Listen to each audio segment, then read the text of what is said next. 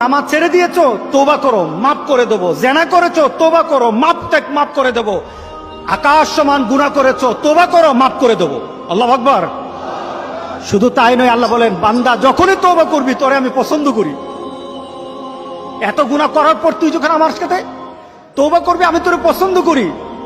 শুধু তাই নয়, আল্লাহ সুবহানাহু ওয়া তাআলা বলেন, যারা মুতাতাহহিরিন, যারা পবিত্রতা অর্জন করে, আল্লাহ তাদেরকে পছন্দ করেন। আমরা পবিত্রতা অর্জন করি কি দিয়ে? উযু দিয়ে। বলেন কি দিয়ে? উযু দিয়ে।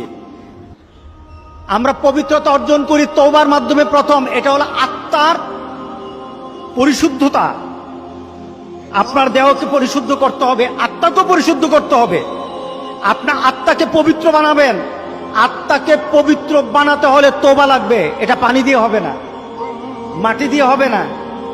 আপনার আত্মাকে যদি পবিত্র করতে চান তাহলে তওবা লাগবে। কি লাগবে? তওবা।